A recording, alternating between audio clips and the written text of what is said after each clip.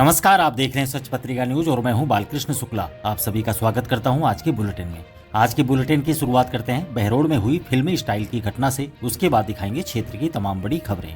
यदि आप चाहते हैं सबसे तेज, सच और सटीक खबरें तो चैनल को सब्सक्राइब करना बिल्कुल न भूलें। बहरोड के मुख्य बाजार में रविवार दोपहर को उस समय हड़कंप मच गया जब थार गाड़ी में सवार बदमाशों और पुलिस के बीच पीछा करने की फिल्मी स्टाइल की घटना सामने आई। दोपहर करीब 2:30 बजे पुलिस ने रिवाली की ओर से आ रही थार को रुकने का इशारा किया, लेकिन बदमाश रफ्तार बढ़ाकर बाजार की ओर भाग निकले। भीड़ भाड़ वाले बाजार में पुलिस ने तत्परता दिखाते हुए पीछा शुरू किया। अग्रवाल भवन के पास जब रास्ता सकरा मिला और थार का टायर भी पंचर था तो बदमाश गाड़ी वहीं छोड़कर पैदल भागने लगे। इसी दौरान बदमाशों के पास से हथियार की मैगजीन गिर गई, जिसे पुलिस ने जब्त कर लिया। थानाधिकारी विक्रांत शर्मा ने बताया कि गाड़ी को रुकवाने की कोशिश की गई थी, लेकिन बदमाश तेजी से दौड़ाते हुए बाजार में घुस गए थे। पुलिस ने घेराबंदी करते हुए एक बदमाश को पकड़ लिया है, जबकि 3 अन्य भागने में सफल रहे। डीएसपी कृतिका यादव ने बताया कि पकड़े गए आरोपी की पहचान हरियाणा के बावल निवासी जीतू सिंह जाट के रूप में हुई है। आरोपी से पूछताछ करने के साथ ही यह भी जांच की जा रही है कि उसके साथ गाड़ी में कौन कौन मौजूद था। पुलिस आसपास लगे सीसीटीवी फुटेज खंगालने के साथ ही फरार बदमाशों की तलाश में भी गहनता से जुटी हुई है। पेट्रोलिंग के दौरान एक संदिग्ध थार वाहन का पीछा किया क्योंकि ये बदमाश आपराधिक प्रवृत्ति के लोग हैं और उनकी पृष्ठभूमि आपराधिक है, इसलिए पुलिस को देखकर वो भागने लगे। जिसका हमने पीछा किया तो उनमें से एक को हमने डिटेन कराया, उनकी गाड़ी को डिटेन कराया और आगे की कार्रवाई अब जारी। अगली खबर लूट में पकड़े गए तीसरे आरोपी की। विराटनगर थाना पुलिस ने ग्राम पालड़ी में वृद्धा के साथ मारपीट और बंधक बनाकर की गई लूट की वारदात में एक और आरोपी को गिरफ्तार करने में सफलता पाई है। कोटपुतली बहरोड एसपी राजन दुष्यंत के निर्देशन, एएसपी वैभव शर्मा की सुपरविजन और डीएसपी सिप्रा राजावत के मार्गदर्शन में थानाधिकारी सोहन लाल और उनकी टीम ने यह कार्रवाई की। मामले में श्रीमती प्रेम देवी कुम्हार निवासी पालड़ी ने 12 जुलाई की रात को घर में घुसकर मारपीट, बंधक बनाकर लूट की वारदात को लेकर मुकदमा दर्ज कराया था। बदमाशों ने पीड़िता को चारपाई से बांधकर अलमारियों और संदूकों के ताले तोड़कर सोने चांदी के जेवरात और नकदी लूट ली थी। इस घटना को गंभीरता से लेते हुए पुलिस ने बदमाशों की पहचान कर कार्रवाई तेज की। इससे पहले पुलिस 2 आरोपियों को गिरफ्तार कर चुकी थी और 2 बाल अपचारियों को भी निरुद्ध किया गया था। अब तीसरे आरोपी सुरेंद्र कुमार पुत्र सुल्तान यादव निवासी शिवनगर पावटा थाना विराटनगर को गिरफ्तार किया गया है। एसआई कश्मीर सिंह ने बताया कि आरोपी के कब्जे से वारदात में लूटे गए सोने चांदी के जेवरात बरामद कर लिए गए हैं। साथ ही वारदात में प्रयुक्त स्विफ्ट कार को भी जब्त किया गया है। इस वारदात में अन्य आरोपियों के भी शामिल होने की आशंका है। पुलिस पकड़े गए आरोपी से अन्य आपराधिक मामलों को लेकर भी पूछताछ कर रही है। अब पुलिस द्वारा पकड़ा गया डंपर चोर। डंपर चोरी के मामले में सरुण थाना पुलिस ने एक आरोपी को गिरफ्तार कर चोरी किए गए डंपर को बरामद कर लिया है। कोटपुतली बहरोड एसपी राजन दुष्यंत ने बताया कि वारदात की सूचना मिलने पर एएसपी वैभव शर्मा और डीएसपी राजेंद्र कुमार बुर्डक के सुपरविजन में सरुण थानाधिकारी बाबूलाल के नेतृत्व में एक विशेष टीम गठित की गई थी। यह कार्रवाई उस रिपोर्ट के बाद हुई जिसमें परिवादी मोहनलाल गुजर निवासी डूंगा की ढाणी तनखेड़ा निहालपुरा ने 9 जुलाई को मुकदमा दर्ज कराया था कि उसका डंपर 7 जुलाई की रात आरके स्टोन क्रेशर से चोरी हो गया। जांच के दौरान पुलिस ने क्षेत्र के सीसीटीवी फुटेज, टोल नाकों की रिकॉर्डिंग्स और मुखबिर तंत्र की मदद से ट्रेसिंग शुरू की। फुटेज के विश्लेषण से पता चला कि चोरी किया गया डंपर हरियाणा के रास्ते से गुजरात की ओर रवाना हुआ था। सूचना मिलने पर पुलिस टीम गुजरात के दाहोद जिले के थाना कथवाड़ा पहुंची, जहां डंपर को नाकाबंदी में आरोपी के साथ पकड़ लिया गया। पुलिस ने आरोपी मोहम्मद सद्दीक मेव निवासी खानपुर थाना नगीना जिला नूहू हरियाणा को गिरफ्तार कर लिया है। आरोपी को न्यायालय में पेश किए जाने के बाद उसे पुलिस रिमांड पर सौंप दिया गया। पुलिस आरोपी से अन्य सहयोगियों और संभावित चोरी की वारदातों को लेकर पूछताछ कर रही है। अगली खबर में रामस्वरूप कसाना का जन्मदिन।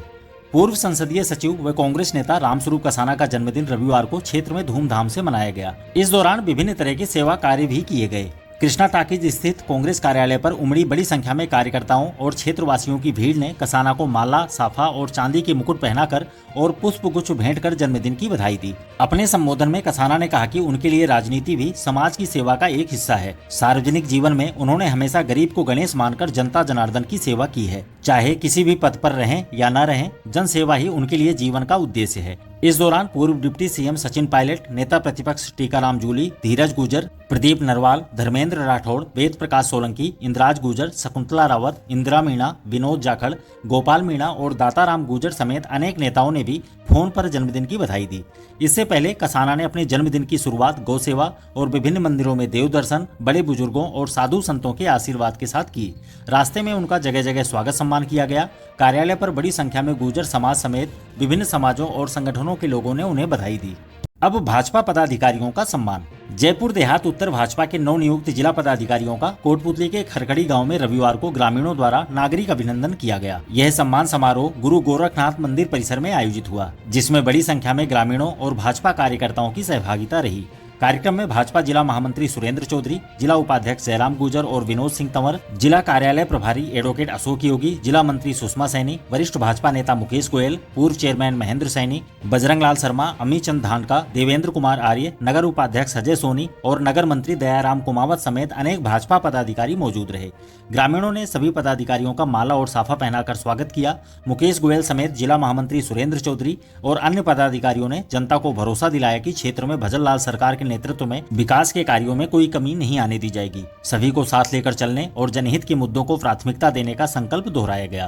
कार्यक्रम का संचालन एडवोकेट विकास जांगल ने किया। इस मौके पर देवेंद्र दलाल, रोहितास कपूरिया, कैलाश चौधरी, हरिराम जाखड़, लीलाधर लंबोरा, नथुल लंबरदार, सीताराम बंसल, दुली चंद मान, रमेश चौधरी, सुल्तान गेट, रतिराम हवलदार, फूला सिंह सुबेदार, बाबूलाल सैनी, अशोक जाखड़, राजू सैनी, राजू जाट, रूड़ा राम जाट, बलवान हवलदार, जले सिंह, भूप सिंह, दक्ष चौधरी समेत बड़ी संख्या में ग्रामीण मौजूद रहे।